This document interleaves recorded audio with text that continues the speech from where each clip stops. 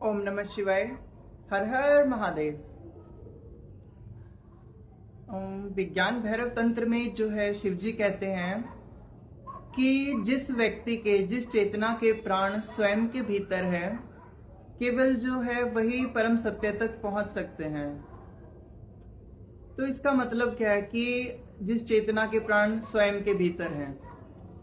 आजकल आप देखते होंगे कि यहाँ पे किसी की जो जान है अपने बच्चों में अटकी होती है, किसी की जान धन में अटकी होती है, किसी की जॉब में, तो किसी की घर में। न जाने हमने अपने जो प्राण हैं वो कहाँ कहाँ फंसा रखे हैं। इन चीजों को जरा सा भी कुछ हो जाए, ऐसा लगता है जैसे कि हमारे प्राण बिल्कुल ही जो है छूट गए हैं। तो शिव जी इसी चीज के लिए कहते हैं कि जो अपने प्राण हैं, हमारी जो चेतना, हमारी जो सारी ऊर्जा है, वो मात्र स्वयं के भीतर रखो। अगर सारी चेतना, हमारी सारी ऊर्जा, हमारे प्राण अगर अपने ही भीतर हैं, सिर्फ और सिर्फ हमारे अंदर हैं, तो ही हम परम सत्य तक पहुंच सकते हैं। तो यही है इस बात का मतलब। तो हम अपने प्राण जो है अलग अलग जगहों पे क्यों फंसाते हैं? मोह के कारण, लालच के कारण, और भी बहुत सारी जो हमारी मतलब की चीजें हैं। सिर्फ उन्हीं चीजों के लिए जो है हम अपने प्राण यहाँ वहां फंसा देते हैं और फिर सोचते हैं यही दुनिया है। अब जिस चीज के लिए बाहरी दुनिया ही दुनिया रहेगी, जिस व्यक्ति के लिए, जिस चेतना के लिए, वो भीतर प्रवेश जो है कैसे ही पा सकता है? तो भीतर प्रवेश पाने के लिए सबसे पहले तो इन सब चीजों से जो है विमुख होना पड़ता है। इन सब चीजों से की तरफ पीठ करनी पड़ती है और अपने भीतर देखना पड़ता है। जब धीरे धीरे हम अपने अंदर देखते हैं तो हमारी चेतना एकाग्र होती जाती है, और जैसे जैसे चेतना एकाग्र होती है, जैसे जैसे चेतना एकाग्र होती है, तो हमें अपने अंदर जाने के लिए जो है मदद करती है। तो इसीलिए अपने प्राण स्वयं के भीतर रखिए। ये बाहरी वस्तुएं तो आज हैं, कल नहीं है। ये घर, परिवार, बच्चे, जॉब, पैसा, ये तो आज है, 4 दिन, 10 दिन, 10 साल, 20 साल के बाद ये सब नहीं रहने वाला है। लेकिन जो हमारे प्राण हैं वो हमेशा ही रहेंगे, अनंत काल तक रहेंगे।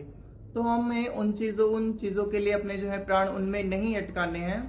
सारे के सारे अपने पूरे प्राणों की ऊर्जा, अपने चेतना की ऊर्जा, अपने मन की ऊर्जा, अपने हृदय की ऊर्जा, अपने प्रेम की ऊर्जा, इन सभी को साथ लेके हमें अपने भीतर प्रवेश करना है। अपने इन सबको एक तीर की तरह बनाना है, जिससे कि हम अपने भीतर प्रवेश कर सके, ना कि इनको पानी की तरह यहाँ वहां बहा देना है। अगर हम इनको पानी की तरह इधर उधर रखेंगे अपने प्राणों को, कभी यहाँ कभी उसमें कभी उसमें, वो उससे भी प्यार, उससे भी ये, उससे भी वहां भी मोह, तो क्या ही हम कर पाएंगे? हम ना ही घर के रहेंगे और ना ही घाट के। ना हम उस दुनिया में सफल हो पाएंगे, ना ही अपने भीतर दुनिया में। उस दुनिया में सफल हो भी गए तो क्या है मतलब? बाहरी दुनिया में वो तो एक दिन ले ही लेगा सारी चीजें। तो मतलब बहुत बड़ी मूर्खता है उस दुनिया में सफलता के पीछे एकदम पागलों की तरह सब कुछ छोड़ के भागना। हाँ, अगर हम अपने भीतर की दुनिया में प्रवेश पाने के लिए पागलों की तरह भागें तो जरूर जो है हमारा कुछ हो सकता है। तो अपने प्राण जो है बिल्कुल पूरे प्राण, अपने पूरे प्राणों की ऊर्जा अपने भीतर ही रखिए, ना कि यहाँ वहाँ अपने मोहवश, अपने प्रेम वश, या किसी भी ऐसी चीज के लिए जो आपको पीड़ा देती है, उसके लिए प्राणों को जो है बाहर मत रखिए, अपने भीतर ले जाइए, और वही प्राण आपको जो है मुक्ति दिलाएंगे। ये बाहर आप कहीं पे भी किसी भी व्यक्ति के पर किसी मतलब इन चीजों के ऊपर, भारी वस्तुओं के ऊपर अपने प्राण रखोगे तो आपको मुक्ति तो क्या, आपको हजारों हजार बंधन देंगे, अनंत काल तक बंधन देंगे। तो सारे प्राण अपने भीतर लेकर कूद जाइए, और यकीन मानिए आप उस जो है वो आपकी जो दीवार है वो आप जरूर भेद पाओगे, और बाहर भटकने से कुछ नहीं होगा। ये चीजें तो बस बाहर ही भटका देंगी अनंत काल के लिए। अपने सारे प्राण अपने भीतर लेके कूद जाइए, रास्ता जरूर मिलेगा। यही कहते हैं भगवान शिव।